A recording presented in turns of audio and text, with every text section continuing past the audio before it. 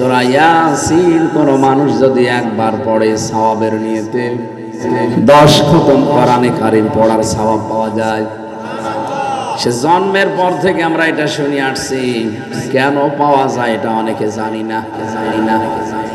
ইবনে কাসির মুফাসসির বলেন কেন পাওয়া যায় জানো? এখানে ৭৬টা আয়াত আছে আল্লাহর, ৭৬টা আয়াতে শিক্ষা আছে ৭৬টা। এগুলো যদি আপনার প্র্যাকটিক্যাল লাইফে আপনি মিলাতে পারেন, মাস্ট বি আপনি একবার পড়লে 10 খতম না ৭০ খতম পড়ারও সওয়াব পাবেন। কিন্তু ৭৬টা থাকা লাগবে তো।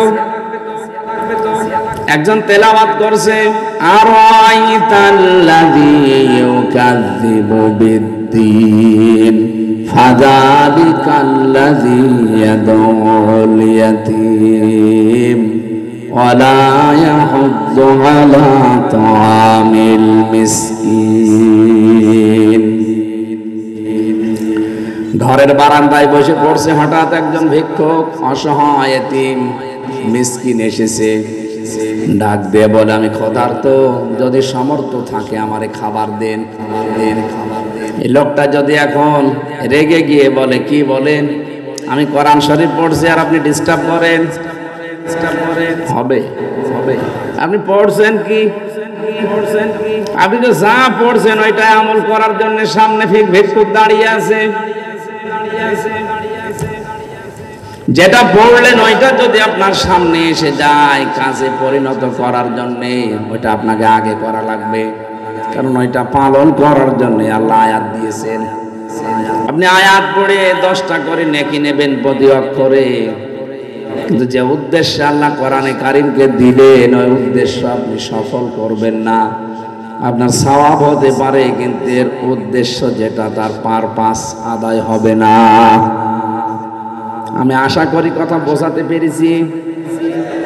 তাহলে আপনি যেটা পড়লেন ঘরের বারান্দায় বসে, সেই মিসকিন যদি সামনে আসে আর আপনি যদি ওই আমলটা না করেন, বিশ্বাস করেন আপনি জীবনেও সওয়াব পাবেন না, আর আপনার গুনাহ হবে। কারণ জানা বিষয়ের উপরে কেউ যদি না মানে তার গুনাহ হয়। আপনি কিছুক্ষণ আগে পড়ছিলেন কিয়ামত বিশ্বাস করে না ওই মানুষগুলো যারা এতিমের গলায় ধাক্কা দেয়, যারা মিসকিনকে খাবার দেয় না, দিতে উৎসাহ দেয় না। আপনি নিজে যখন ডিস্টার্ব ফিল করছেন এতিম মিসকিন দেখলে আপনি পড়লেন কি? ইয়াসিন এই সূরা পড়লে 10 খতম কোরআনের সওয়াব পাওয়া যায়, মাস্ট বি পাবেন। কিন্তু ৭৬টা শিক্ষা জীবনে আপনার থাকা লাগবে। ইয়াসিন বলে আল্লাহ যাকে ডাক দিলেন, হে নেতা, আল্লাহর ঘোষণা এই নেতা বাদ দিয়ে দুনিয়ার কোন নেতার পেছনে যদি আপনি ঘোরাঘুরি করেন,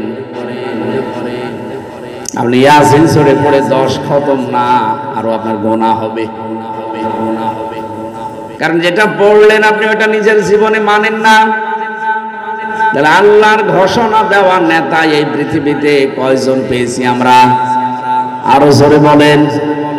সূরা হুদ ৯৮ নম্বর আয়াত ১২ নম্বর পারার ১২ নম্বর পৃষ্ঠার প্রথম নম্বর লাইনে আছে, ইয়াকদুমু কওমাহু ইয়াউমাল কিয়ামাতি ফাওরাদাহুমুন নার ওয়া বিইসাল বিরদুল মাওরুদ। বলেন আল্লাহু আকবার।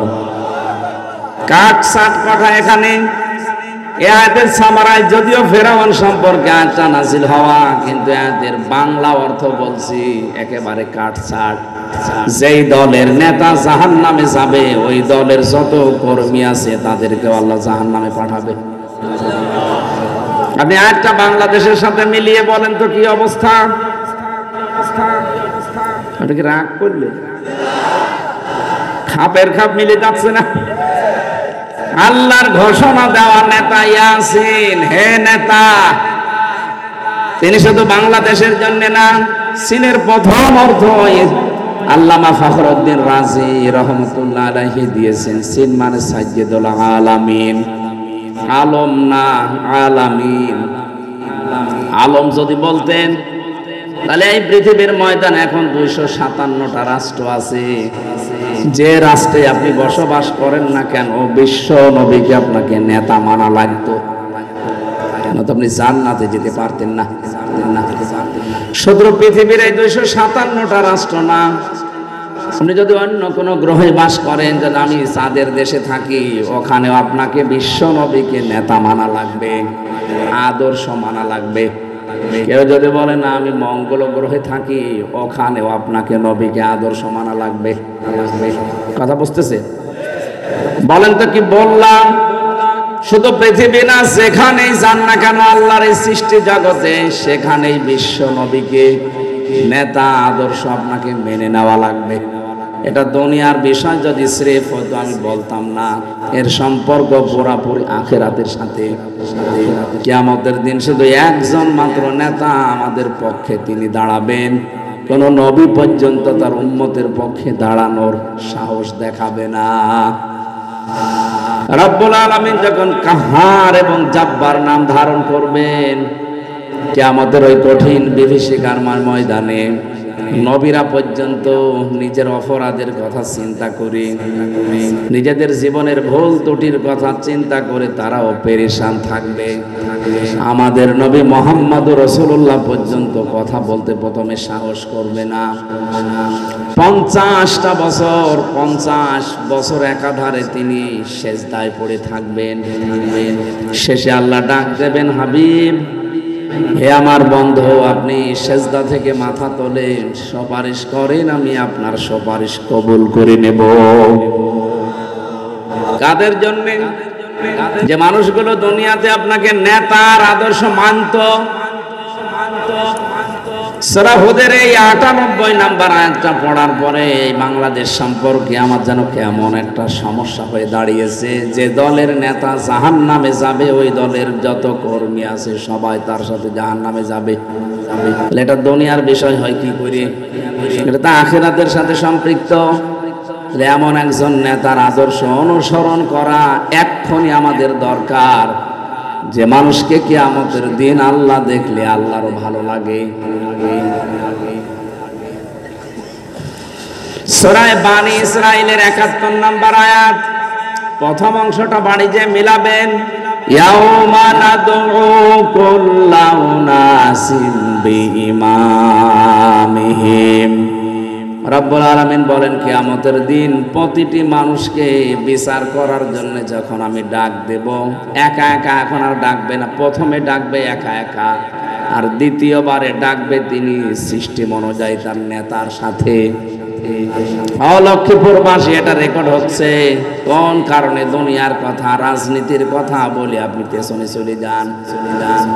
এটা শুধু দুনিয়ার সাথে সম্পৃক্ত হলে কোরআনের আলোচনায় আমি জীবনে আয়াত পড়তাম না। এ সম্পর্ক তো শুধু দুনিয়ার সাথে না, চোখ বন্ধ হয়ে যাওয়ার পরে আবার শুরু হয়ে যাবে। কিয়ামতের ওই কঠিন ময়দানে বিচারের জন্য প্রথমে আল্লাহ আপনাকে একাই ডাকবে। ওয়াকুল্লুহুম আতিহি ইয়াউমাল কিয়ামাতি ফারদা। কিয়ামতের সর্বপ্রথম আপনাকে আল্লাহ বিচারের জন্য একা ডাকবে, এইটা ঠিক আছে। সূরা মরিয়মের ৯৫ নাম্বার আয়াতে আছে। কিন্তু দ্বিতীয় সিস্টেমে এবার আর একা ডাকবে না। বাংলাদেশে আমরা দেখি বিচার ব্যবস্থায় ৪ রকম রায় হয়। এই লক্ষ্মীপুরে জজ কোর্ট আছে না, ম্যাজিস্ট্রেট কোর্ট আছে না? প্রথম ম্যাজিস্ট্রেট কোর্টে আপনাকে তোলা হয়। এখান থেকে যদি আপনি ন্যায় বিচার না পান, বলেন যে আমি উপরে যাব, জজ কোর্টে যান। জেলা শহরে যেহেতু জজ কোর্ট পর্যন্ত শেষ, এখান থেকেও বিচার যদি ন্যায় না হয়, বলেন যে আমি উপরে যাব, হাইকোর্টে যান ঢাকাতে। হাইকোর্ট থেকে আপনার বিরুদ্ধে বিচার যদি আসে, আর একটা কোর্ট আছে সুপ্রিম কোর্ট, ওটা আবার 2 ভাগ।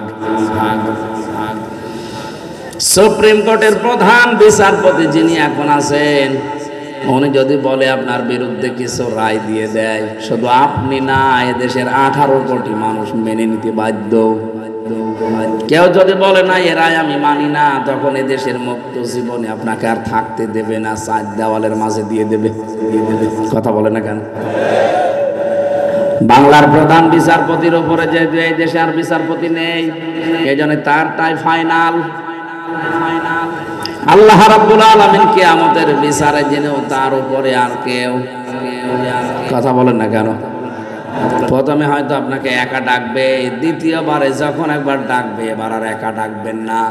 দ্বিতীয় বিচারে এবার সিএমএম কোর্ট, জজ কোর্টে হাজির করে মনে করবেন আপনার ডাকবে আল্লাহ আপনার নেতার সাথে। নেতা থেকে যা করে আপনি তো জানেন, আপনার নেতার চরিত্র কি, ওর চেহারা সুরাত কি। ওরে দেখে যদি আল্লাহর রাগ হয়ে যায় তা আপনার পর্যন্ত তো আর যাবে না। তবে তোর নেতায় যদি এরকম কর্মী তো আরো কিন্তু এমন লোকের পেছনে থাকা দরকার যারে দেখলে আমার আল্লাহর কথা মনে হয়।